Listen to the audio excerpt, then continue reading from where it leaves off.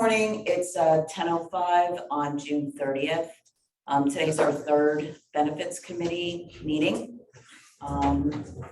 Today we're going to talk about our claims experience, our medical renewal projection, and some different scenarios we've come up with regarding that renewal.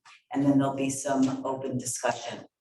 So I'm going to hand it over to Sean Fleming to start discussing our claims experience. Thank you. Well, good morning, everybody. Looks like everybody has a handout, and you've probably already gone through every page. So taking that into consideration, I'll be somewhat brief on some of the first pages because we'll probably get to what everybody wants to talk about. But if you guys want to go ahead and kind of open up, we've got 2 pages with claims experience, like that, just for everybody's reference. On the bottom, we have the prior year, which was last year, and then we have year-to-date 2022. The reason we have both for you, as we'll talk about with projection, is we always look at the last 12 months when it comes to looking at projecting medical expenses. And as I think most of you were here at our last meeting, as you kind of know, claims costs overall, not just City of Clearwater, but industry-wide, claims costs have been pretty high the last year and a half as we've, I'll use this term lightly, but as we've come out of the pandemic, we've seen a couple of things. We've seen a lot of people catching up on medical services they didn't have. As a result of that, we've had an increased number of cancer claims from people missing those preventative screenings. And then, just some other things going on. I think as people put off, we've also seen a lot of different orthopedic claims. Knees, shoulders, hips, things that people probably put off during the pandemic.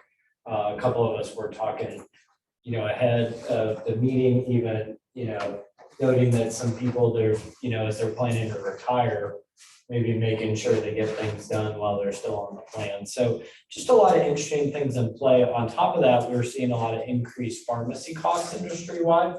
And a lot of pharmaceuticals, even if the drug doesn't come from overseas, a lot of the raw materials do. So there've been supply chain issues that have driven up pharmaceutical costs as well. And obviously, if you have more cancers and more of those complex cases, those pharmaceutical costs are already high to start with. So taking a look, just going through real quick in case anybody's not super familiar with it, on the top, the first column after the month is our planned funding. So that's the number of enrolled employees in each tier multiplied by those funding rates that we set at the beginning of the year. So about 8.2 million in planned funding year to date. Of that, 68,000 goes to Cigna to administer the plan, to recruit doctors, provide the network, provide ID cards, all of those items. And I'll give just a quick update. We did do an RFP for those administrative services. I'll talk about that after the claims and with the projection. The next column is stop loss. So that's our protection on any individual that has a claim over 300,000. Once the claim hits 300,000, Cigna pays any of the costs over that. So the city pays the first 300 and Cigna pays anything beyond that. So our next 2 columns are claims. We've got medical claims and then pharmacy, which is basically going to be retail mail order pharmacy in that category. Taking a look, I apologize, I can't remember exactly what month we were through last time we were here, but just kind of looking at the whole year. And if you want, you can do what I do, which is kind of go to the reserve account column, which basically once we add all those claims up, our claims higher or lower than the budgeted amount with the expenses. So you'll see that January 2022, we had a deficit of about 225,000. February, we were slightly positive. March, we had a deficit of 441,000. April, we were positive, just shy of 50.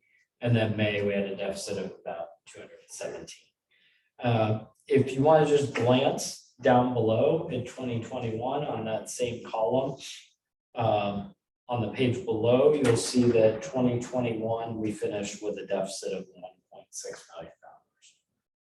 And I think so that means basically, right, the plan went over by 1.6 million.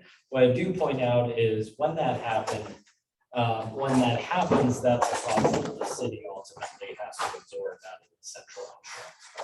So there's nothing where we come back and, raise rates mid-year or anything along those lines. The city ultimately takes that loss.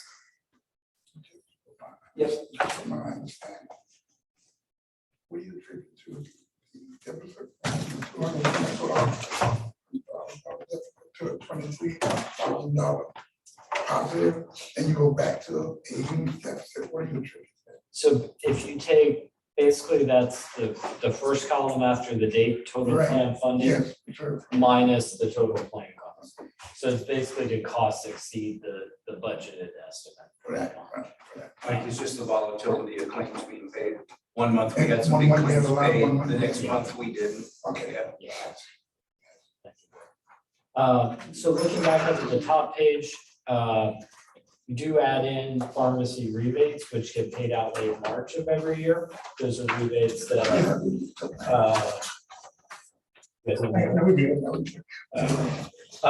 so those are rebates that are paid on brand name drugs.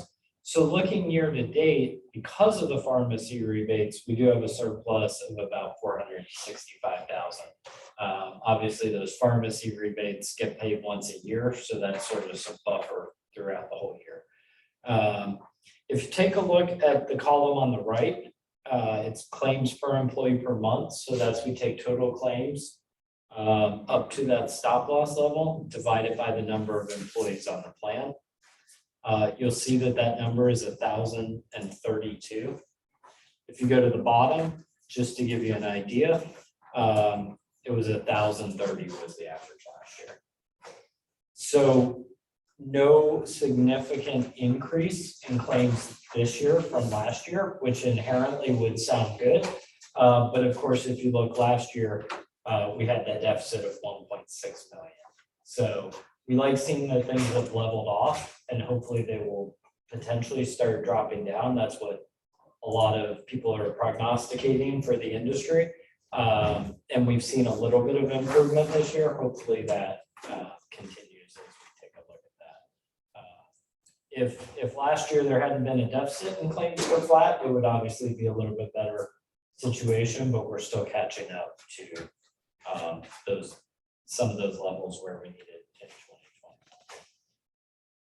Does anybody have any questions on that? I do. Where were we at in 2019? I do not have 2019 with me. I'd have to maybe grab it, see if I can pull that up after. 2020 was artificially low because we had so much shutdown during the pandemic. But we could pull up that history for the next one. And actually,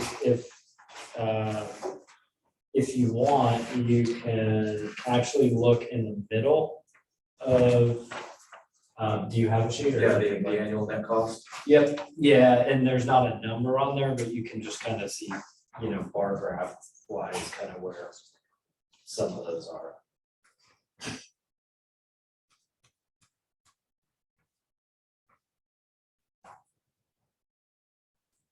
I think what you see kind of that, even if you look at just the medical portion, you see the jump in 2020 kind of compared to those prior years, looking at either of those pages.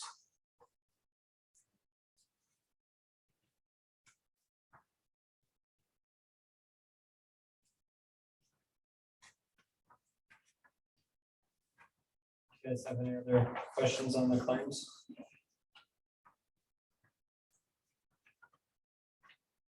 If you want to go 2 pages down, just kind of the bar graph, this goes back to January 18 of those claims per employee per month. That gives you a pretty good kind of indication of the upward trend. You can really see how you see the drop in 2020 with the beginning of COVID. And then you see kind of that increase and starting to trend down a little bit in the last 4 to 5 months.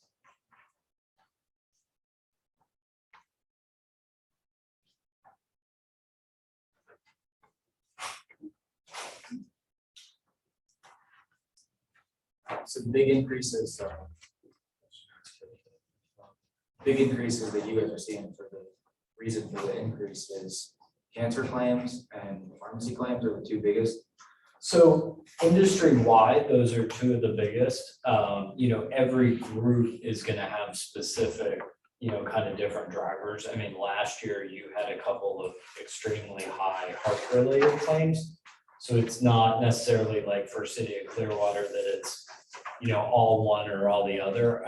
If you do look back at that claims page, just to give you an idea, and you look at this year, I'm looking at the little bar graph, kind of in the top right of those 6 boxes. We've got an 8% year-over-year increase in pharmacy. And last year that was up 9.1%. So we're seeing that gradual sort of steady rise in pharmacy, where you see a little bit more variability in the medical. And keep in mind the other thing, as we're looking at 8% inflation kind of month over month, that trickles into medical care as well, right? Hospitals short staffed, so rates are going up for a lot of those things. So it's not necessarily that we can pinpoint one or two things.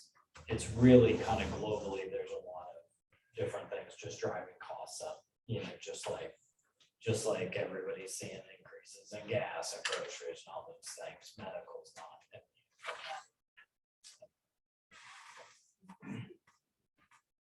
One more, sorry. Yeah. As many as you want. So for departments, do you track each department's high claims? If there's certain departments that are We causing don't. the, No, we don't track claims by department. There's a number of different things where you look at when you track that. One of the challenges that we have is some of the departments are very small. So inherently tracking claims by department would potentially pose a PHI or a HIPAA kind of exposure or risk. As an example, I don't know if anybody knows what the smallest size department is, but Probably CRA, which, like 6 people. right, so if you had a department as an example with 6 people, and we told you that, oh, there was $1 million claim, and you saw the averages for that department were way off, everybody's gonna essentially be able to know potentially who that claimant is, so that's why.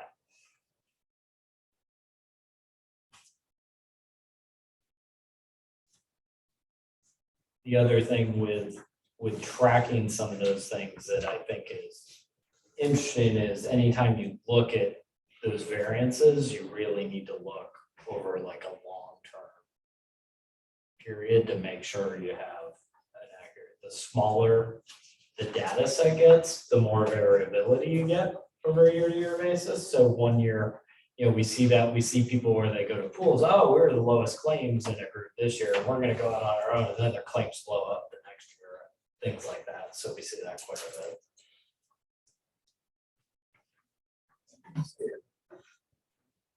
And this is just a hypothetical question. With the fall season coming around and the expectation of COVID kicking back up into higher numbers, do you foresee that affecting claims? Have you put that in the calculation for claims? So What do you think about it? So that's a good question. The little bit, I'm not going to pretend to be a COVID expert. Then again, I don't know if there are any COVID experts out there. But, largely what I will say since, gotta get on my variants, what was it, Delta? Delta variant, we did see significantly increased claims. Probably the most of all that we've seen. People that started, that was like fall last year. We saw some pretty serious hospitalizations on a number of plans from that. Since then, we kind of had Omicron around like Christmas and on. For the bulk of what we've seen with that, we have not seen that many kind of broad book of business wise. We haven't seen that many severe cases with that. There's a one-off here or there. But for the most part, it seems that for a lot of people, my mom just got it. She got mad when my wife said it's like a cold. I'm like, okay, it's a mild flu, but it's not, even she, it's not a full flu even and that. So a lot of people are missing a couple days of work, but we're not seeing huge spike in So the hospitalization. reason I asked that question, because I was looking at the government seems to be preparing for the worst, buying in bulk huge quantities of the serum. Yeah, and I think there's a lot of different things in play with that. Overall, from what we've seen, we just haven't seen the hospitalizations. Where we did, I mean, I can think of at least, 10 groups that had $500,000 COVID claims last year, like one individual kind of in that September to like December range. So there were a lot more last year. So hopefully if there's, some sort of, people, I mean, I know a lot of people that have had it more than once now, hopefully as you have it, maybe there's some level of immunity that at least makes it, slightly more routine. And I hate to say that because I know somebody can have it really bad. But hopefully we've seen some stabilization in those costs related to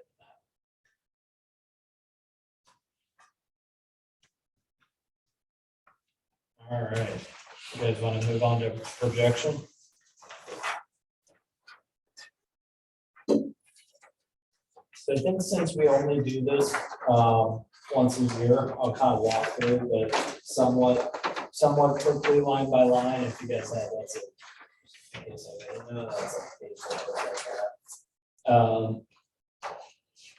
So what we do here is pretty standard actuarial exercise, looking at where costs potentially could go and where the plan needs to go with funding to account for that. So the first thing we do is we take a look on line 1 at gross claims for the prior 12 months. So over the prior 12 months, the city's had just shy of 21 million in claims. The first thing we do on line 2 is we back out what's called capitation. So those are fixed costs that are paid for certain services. Mental health is capitated. There's a number of different things in that. That's just a flat fee that's paid, and the city's not on the hook if claims are more than that. Line 3, we take out any large claims over our stop loss thresholds. There's basically 5 claims that we're pulling out in the total column. So we take $2.3 million out of claim, out of the projection to start. So that gives us net medical claims of 17.4 million. Maturation is where if you had changed carriers, if there was some lag in claims getting to, to Cigna, to finance to be paid, where you would account for that, but there's nothing in that. If you change carriers, you would have maturation. So our total paid claims still 17.4 million.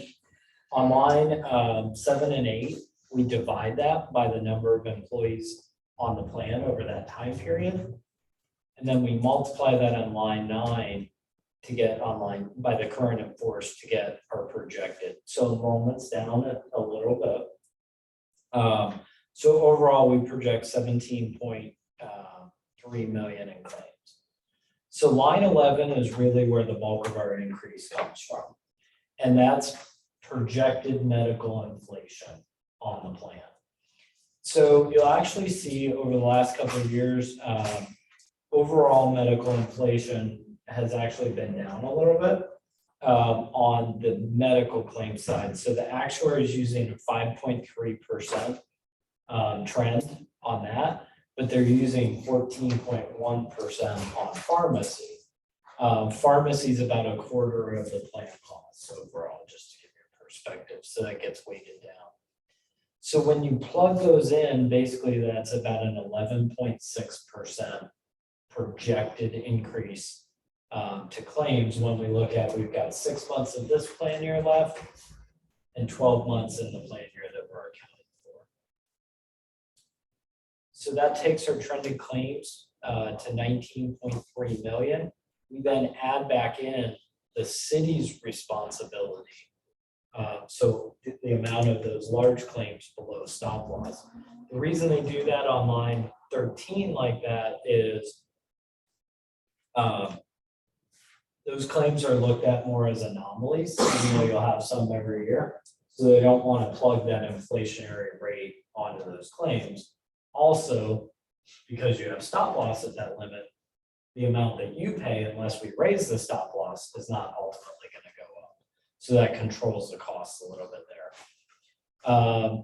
We plug back in the capitation on line 14, and then line 15 would be if we made any planned either enhancements or decrements, that's where we would adjust the claims for that. So that gives us expected medical claims of 21.6 million.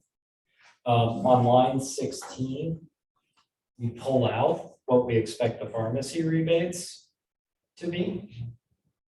Then on line 17, we add in the administrative costs.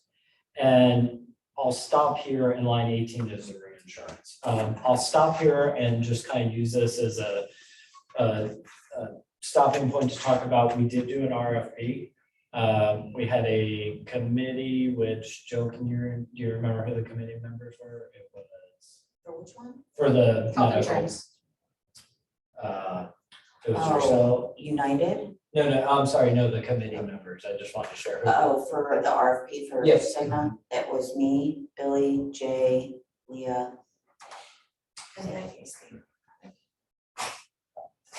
So going through that RFP, you guys really are bidding for two things. You're bidding for administration. The city isn't interested in going back to fully insured. So you're bidding for administration. The reason not being interested in fully insured is because the clinic. If we had the clinic, everything we save in the clinic is a direct savings to the medical plan. If you were fully insured, we'd just be saving the fully insured carrier. So with that, big thing that was looked at was obviously administrative costs, but the most important was really network access to providers and network discounts. And what I mean by that is, what is the discount they're getting for the services? So ultimately, the committee scored Cigna first. Nobody really did anything, one that could prove any better network discount, and Cigna's costs were most competitive. Two examples of that, line 17, they actually did a slight decrease in the administrative costs of 2.3%. More importantly, they offered a rate pass on the reinsurance, which, just to give you an idea, we're seeing on average probably 14 to 18% increase in that reinsurance on a yearly basis. It's not a huge part of your program because the most significant part is claims. But I did want to point that out, so that helps a little bit. The Embark program is a program that Cigna has. It's basically like reinsurance on if anybody feels there's a couple of $1.5 to $1.8 million gene therapy drugs out there. If somebody on the plan fills one of those, there's one that cures basically a progressive blindness. There's a couple others. There's supposed to be a hemophilia one coming out that's expected to cost about $2.3 million that will cure hemophilia. So the way this program works is the city pays 99 cents per member per month, and if one of those drugs or gene therapies is ever used, the city doesn't pay for that, so it doesn't pay the claims. So this, I think, is probably more important to note that in the next 3 to 5 years, there's a number of additional of these gene therapies that are projected to come out. Right now, hemophilia is probably when that comes out. There's probably a little bit of risk there. A couple of the other ones, they're rare diseases, so it's not like you're going to have 5 a year on the plan. It might be one every 10 years where somebody has this, but it gives the city good protection in that. So overall, when we plug all that in and look at current funding, the projection calls for an increase of 13.1%. One thing I want to kind of jump in real quick here, and relevant, but I'm not sure if you guys are hearing any of this or not, but I know that we are getting a lot of questions, press is all over it. Sean's been getting a lot of questions in regards to abortions. Some people don't necessarily correlate that to health insurance, but that is actually a very significant thing. The question in regards of if it's covered, it is covered, because it's legal. If something changes with that, there could be some changes, but as it stands right now, because it is still legal in the state of Florida, it is covered under our plan. Cigna has not made any statements yet in regards to if they will offer things such as the travel benefit, which is what's coming up. You see that in the news a lot right now. If you're gonna allow that to be part of the health insurance cost so that you will cover traveling to another state where it is legal. Some companies have made statements, other companies are staying out of the political crossfire. You know, so that's just where we stand on that. You know, in regards to that, and the company that we chose so far, well, that we did choose them, but that's their stance as well. So just something as, you know, I know this is a little bit off topic, but I do think it's relevant because of what's going on in the news right now. We certainly get asked a lot. So just to so you guys know where we're at with all that. And obviously Cigna is a national network, so you have the ability to seek any type of care. Right, but right now we do not have a travel benefit. Correct, there's not a for travel. abortions.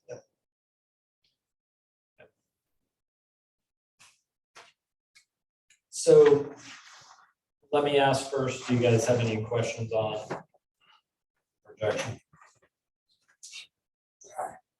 It is. We've been talking about this though. We prepared you guys. We knew with the years that we had, you can't have, you know, I mean, all those high claims and not, you know, have expected kind of an increase. Oh, believe me, I understand. It's just- And I'm also going to use this as my point to plug, especially for those that are in the room in terms of the wellness benefits that we offer. And that is still a very underutilized benefit. And that is where we could really make a difference in terms of cost containment. So we need to get serious about participating in those programs that are free and or incentivized, so that we're doing the preventative things to keep ourselves healthy.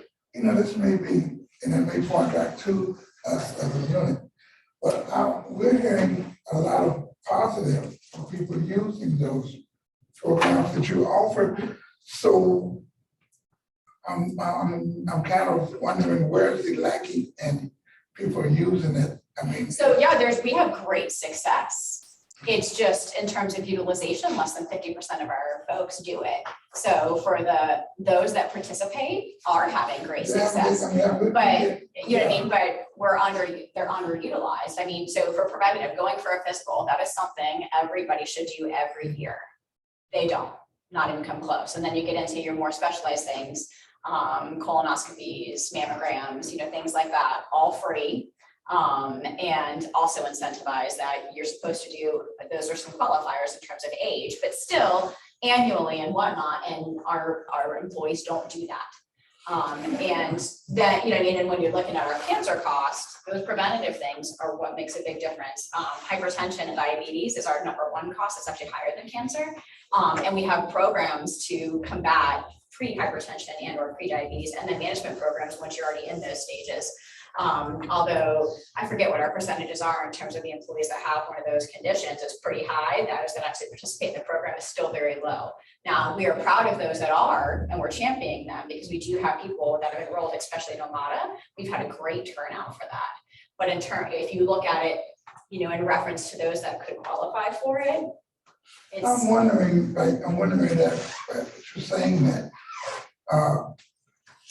and you can chime in on it. You think it's the older employees and the family-oriented employees that we're hearing that from? I'm trying to sit here and visualize who I'm hearing that they're utilizing it and they love it. yeah. And I'm wondering, is it a certain group of Sure. employees that I'm hearing it from? No, and we wouldn't know that because we don't, you know, I mean, we don't get that in kind of information about who's participating and who's not. No, I'm wondering, that's a Yeah. personal note. We That's just- a personal note. We do overall would motivate me by department. We do track that by department. You know, we know some of the areas. The dynamics of the city are changing to a younger generation. a younger Still old. workforce. We're still old. We're still old. Well, I don't say it like But that. let me define that. So old for insurance is 40, correct?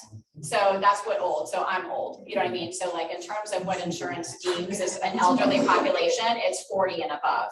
So Yeah, and I mean, your average employee, I can't remember offhand, but you know, your average employee age is still upwards of 40. Your average age on the plan is like right at 40, 39, 40, but think about, you know, a 3-year-old, a 1-month-old, all those things are going into that average. So the average 40, that means you've got still a pretty significant amount on kind of the top end of that number. If you look at it. Don't use it in the last. Yeah. So I think one of the things I just say is we kind of talk about rates is one thing that, you know, we're always cautious about that I think, you know, everybody, you know, Jennifer, Jay, the whole team, we're all sensitive, obviously, to economics of what's going on right now. I mean, everybody pretty much can't probably, you know, can list 20 things that are up in their overall expenses right now. So we're walking I would say a balance of trying to make sure that we properly fund the plan. And that we balance that with, you know, what can we do to minimize impact for employees? And the other thing I always worry about, and this can go kind of either way on the spectrum, is, you know, you worry about what I would call like a, you know, like a jerk reaction, right? We don't want to just bump things up and then, oh, claims, you know, return back to normal levels and now we've overcharged or we've done, you know, things like that. Everybody also right now, you know, is walking a very tight kind of rope with recruiting and retention, right? Everywhere I go, I ask, you know, kind of all the HR directors, like, what's your vacancy? How many open positions you have? And everybody, it seems like it's about 10 to 12%, you know, in most places we go. So, you know, people are trying to fill jobs, we're working with all these challenges. So what we did is we talked about rates and funding the plan and contributions before this. On the top page of the 2 pages, we've showed you the 13.1% increase to the plan, you know, basically keeping the city's contributions at that 175, 68%, and then 100% for dual employee family. So on that scenario, still 1,100 of, you know, 1,477 see no increase, right? 1,100 people out of that. So the city absorbs still the bulk of that in that regard. But the 205 people covering one dependent and the 169 covering their full family would see an increase of either $21 a pay or $45 a pay on the full far right. So, you know, what the team with Jay, what we talked about is wanting to try and not have to pass that all on to the employees. Now, Mike, I know you remember this very well. You know, we did have a couple of years ago where the city absorbed the increase one year and then the decision was made to go back to the formula because it was a relatively minimal increase and it was better to do it that year than potentially with a big increase. We know there's a little risk of, you know, potentially having a right size at some point. But scenario 2, and this is what we kind of want to open up to discussion, is sort of splitting that increase in half for those people with dependent coverage to only have a 6.5% increase, which does throw the percentages off a little bit. I just want to make sure you guys understand what he's talking about in terms of throwing the percentages off. And what that means to right size it, because it can be confusing, and if you didn't live through it, I don't think necessarily everybody understands what that means. Yeah. So, On his graphs, the blue shaded column, that's ER percentage. Right. At the top, that shows what the city normally subsidizes of that rate, which is 75% for employee plus one and 68% for employee plus family. Then go down to what we're suggesting. Those are going to change to 76% and 70% that the city will be contributing towards that class. And that's what Sean's alluding to is at some point in time, that may need to revert back to the 75 and 68, because that's basically the city's policy on what the city contributes. And there could be some sticker shock when and if that happens. That's the downside of the city. That's the stepping in. downside, and you know, maybe I'm sort of eternally hopeful, but my hope is if the industry, if we see a little bit of return in claims kind of back where that in a year where we're back to, you know, historically the last couple of years, we've had 2 to 3% increases. You know, if you right size that with a 2 to 3% increase, it's probably only like a 4 or a 5% increase on those tiers. You know, that would be my hope, is that we can do it with a lesser increase, you know, potentially correct that at some point down the road. If you remember at that meeting, yes. This is like a bit of it's actually funny. If you go back and you look at CWA history, you look through CWA law, in that meeting that Sean's talking about, that we proposed that, I was the only one who rejected it. And it's, and I mean, you got it, if for nothing else to be written about me, so I can't reject it at that time. That's what you're gonna be remembered for. Yeah. You see my laugh, I can't, we're back here again. Okay, back to that. We're going on the assumption that in the upcoming years, things are gonna level off and we'll be going back to normal, which it did work out the first time. The fear, once again, is if it doesn't go back to normal and it does start climbing and continue to climb, that this could go from a 6.5% to a 20% increase. And that would be the fear that I had then and I have now about that, so. Yeah. It's legitimate, and there's no, you know, we all have our own crystal balls, right? No, we don't, we have assumptions. You know what I'm saying? So, you know, you hope that that's not what happens, and I mean, that would be pretty extreme, but I think we're in extreme times right now, right? You know, I think most are in alignment that we're potentially heading towards a recession, which would help control some of that. But I mean, it just depends on what all that impacts on in terms of how that happens and when, and you know. And the only reason that I had then was found the numbers that I had then and I have now is that the members won't be able to afford it if it does have a drastic turn. I understand. Well, and and exactly, and Mike, and those are the exact same reasons that when we have these small increases, we encourage, you know what I mean, to not use reserves for the small ones. We should absorb the small increases so that when the rainy day comes, we have it for that. But it's hard to do. People see the surplus and just want to use it versus planning for the rainy day. So it's, you know, but that's the purpose of the committee, you know, is to have this conversation and go, you know, see what it is that we want to make in terms of a recommendation to the council. And that's the purpose of the conversation.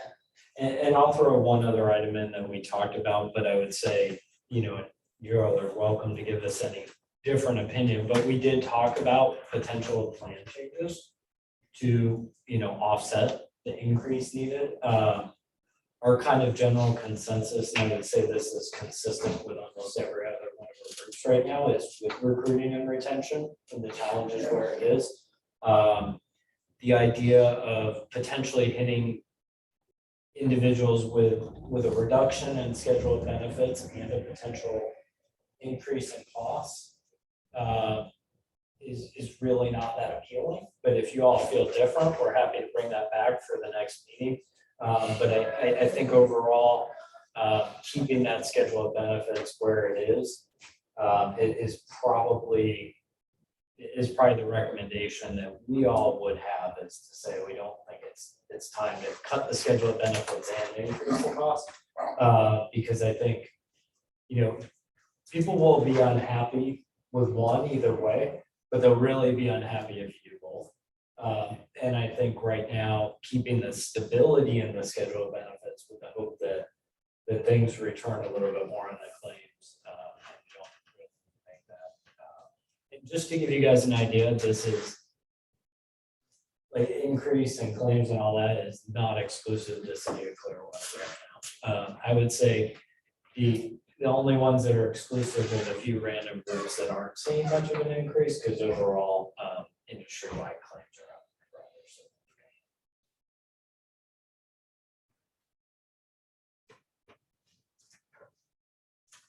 Questions? Just for my knowledge, how much is in the insurance reserve fund? We pretty much eliminated the excess last year with what we subsidized. Well, we'd have to go back and calculate, but we pretty much used up all of the surplus savings from self-insurance from year one last year with what was subsidized.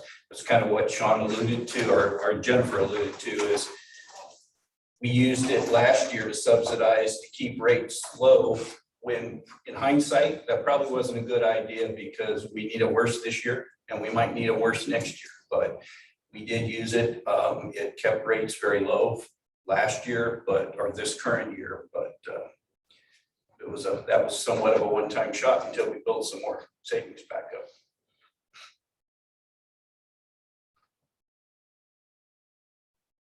But we can get you the actual numbers as far as where we are today.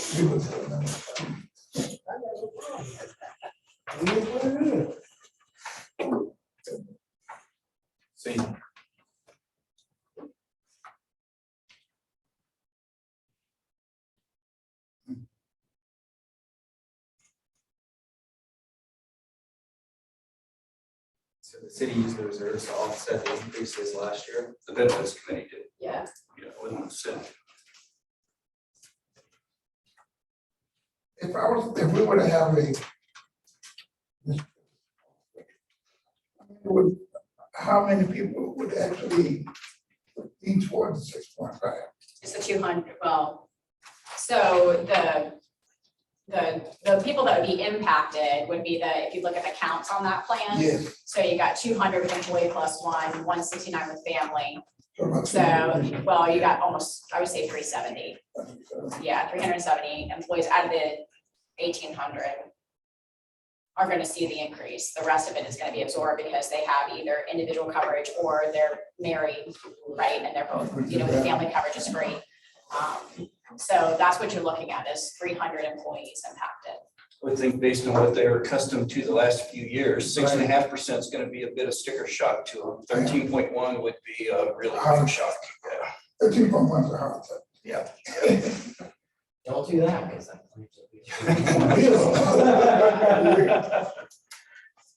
Only scary part about this now, I would actually say yes, it was great because it worked the first time, but the first time we went around, the costs were up because of basically heart conditions, cancer, and things at that time. Predictable, that's predictable, but somewhat. She's staying in here the whole time. Everybody talks about it. But now with COVID and so unpredictable, it's a crapshoot. It is, and I think, to Jennifer's point, economically, there's a lot of, different factors at play.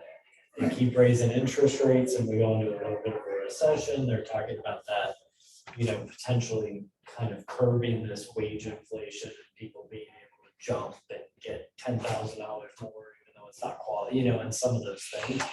I think we'll hopefully see some of that correction pretty quick. I mean, right now, like just even hospitals, their staffing costs are through the roof right now because people are jumping, they're having to pay, a nurse position that would pay $45,000, they're having to spend $100,000 to get a traveling nurse to fill that because they don't have people right now. I think if the economy tightens a little bit more, all those things hopefully start returning to more of a normal level. And that, that's what I think they're trying to get after right now. And unfortunately, we're kind of just all. So Online. Sandy asked a question for the recording. How does a monthly cost for family or spousal coverage compare to independent insurance rates? Is it still less expensive to use a city's insurance? So I would say, I mean, if you're going out and trying to find coverage in the market on your own, could a 20-year-old maybe get a horrible plan relatively cheap? Yes, but the bulk of, based on the average age of the employees, the contribution that you pay as, for that coverage is significantly lower than anything on the individual market for that level of benefits. Now, some people will go out and get an $8,000 deductible. They say, oh, it's cheaper, but you have an $8,000 deductible, so. Agreed, that's what I was gonna say, so we know, can you find cheaper coverage? Absolutely, because you can buy less benefits than what ours has. Can you find more expensive coverage that enhances the benefits from us? Yes. So it depends on what you are looking for, and then it also depends in terms of age and whatnot as well, in terms of what the cost could be. So Sandy, it goes either way, it could be yes and no. I do feel like on an apples to apples basis, if you're looking at our coverage, we're competitive. Oh, and I would say just from a large number of our groups around, and there's a few anomalies. A lot of entities, they pay 100% of single and nothing of dependent. So then they have comparable rates, if not higher. So, yeah, do you find an outlier here or there? Absolutely. Oh, yeah. Or sheriff's office outliers all the time, so there's different things. It's interesting though, because a lot of entities we work with in the area that are smaller always bring up, oh, but look at how much Clearwater contributes for family coverage. That's what you hear kind of everywhere we go. So. Any other questions? So I think what we would look at from this is we would be scheduling, and we don't have quorum for today, so we can't make any votes, but we'll need to schedule a meeting here shortly because this does have to go before council to then take a vote as to what it is that we're going to do. So if there's something you want to see or you have more questions about, now would be the time to ask. At that next meeting, we won't have time to answer those questions. If it requires like more data, obviously we'll answer questions all the way through, but if you're requesting specific data that we would need to come back, we would probably be out of time. So just if you have questions or anything you want to look at, please let us know as soon as possible so we can get you that, so that at the next meeting we're ready to vote. Do we have a next meeting scheduled? No, we're going to do that. We can talk about, when we want to do that. I don't know. This is where you guys got to do the groundwork, right? You got to go out and talk to your folks, and that kind of stuff. So how much time do you want? We usually take this in September, right? But last year was a little rushed because we had an extra meeting. Usually we finish up our meetings in July, so we can get everything prepared for council. Yeah, because so although it goes to council in September, remember the deadline to turn this agenda items in is 2 weeks in advance of that. So that's how we bump out. So I would suggest that we have a meeting in July. I know it's a high vacation time. A lot of people are out on vacations and stuff like that right now. So we could scoot it to the end of July, if that helps. But So a week, maybe the last week, maybe the third week in July. That'll give you guys plenty of time to roll out the information and get a feel. what do you guys think? Won't be here, he'll be on vacation, he'll be on vacation. Well, I need, and we just have, to have the vote, we have just enough to have to fill the quorum, fill the quarter. Last week, we met last week, right? Like the 28th, you on the 16th. Last week of June, no.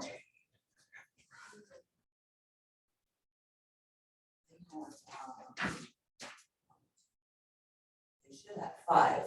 We do have Chancey, 5. Ron, Jason, Mike, and then there's a vacancy. yeah, so I mean, like, We do have 5. But I you guys We need to can make sure do a you're taking vote by- advantage we can of the number of actually do a votes you vote by get proxy. and have those people show up. I'm also thinking about our meeting is the 3rd week of July. That can be, we can get around that, but I have to talk to you about that one. Yeah, I can do his vote, I can do a vote by proxy.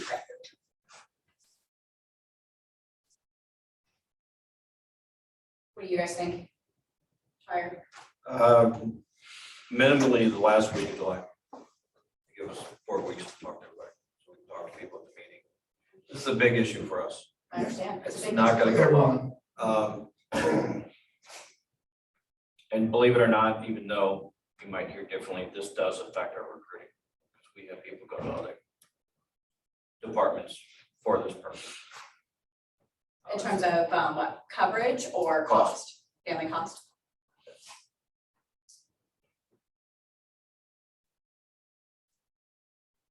We can do, it's fine. I mean, we have HR staff that can cover it for Jill not being here, so I'm fine to wait and do it on the last week of July. Yeah.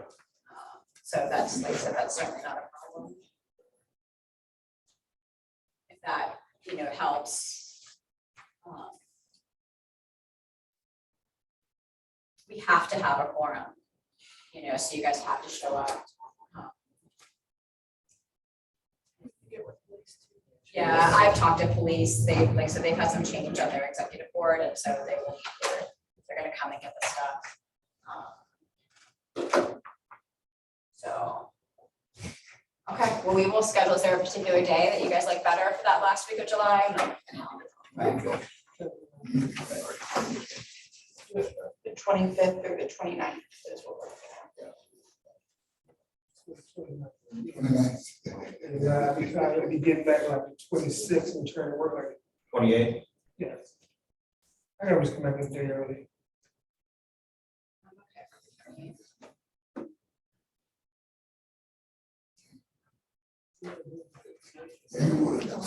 So, 28th, is everybody like, that's here online, you guys good with the 28th?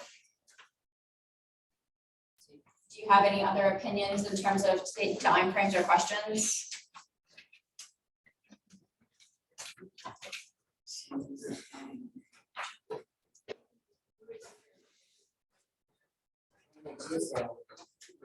Sandy said yes for the 28th. Rick, does the 28th work for you?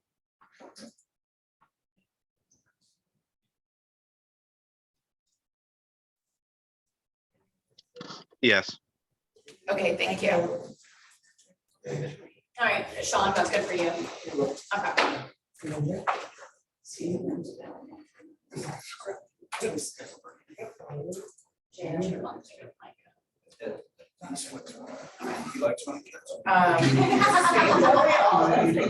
Sandy just asked, can you summarize what we'll be voting on, please? Yeah, so the vote is gonna be in terms of what we're gonna recommend to bring to council for funding, right? So the increase is the 13%.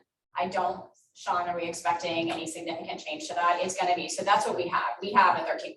That's not up for debate. That's what our renewal is 13%. It's what do we do with that?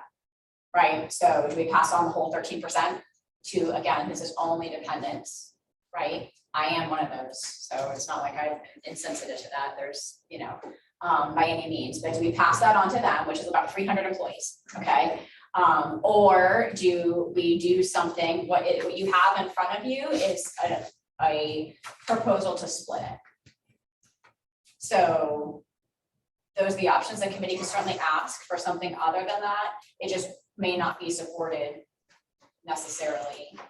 It would be sent as a recommendation from the committee if you're asking for additional funding than that. But since we did use all of the surplus that we had last year, I doubt that would be supported, but we can certainly bring forward whatever you want.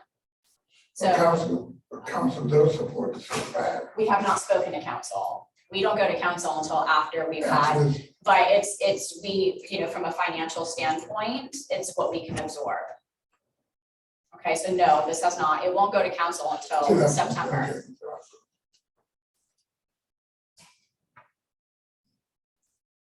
Hopefully, Sandy, that answered your question.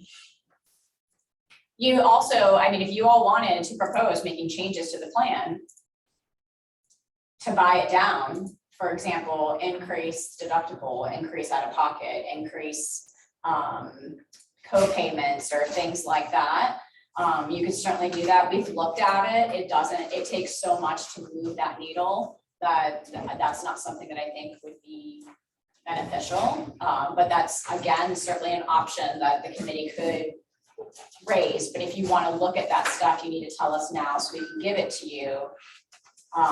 Versus waiting till then, because we'll be out of time. And that does take a little bit of time for the actuaries to plug that in and say, okay, here's what the renewal would be. It's not something that city staff does. So do you have any questions like that? Is there anything that you would like to see? Does anybody need any additional information?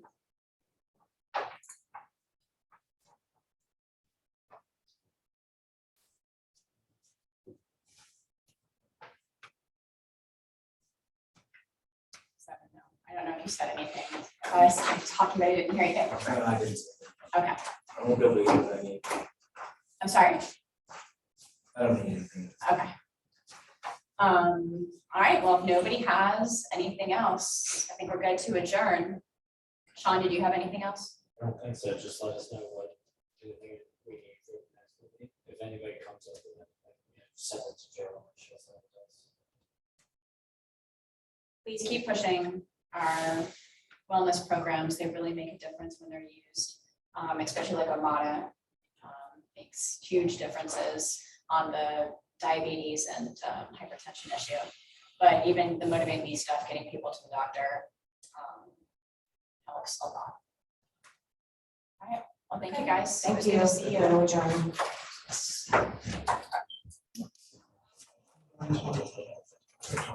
you.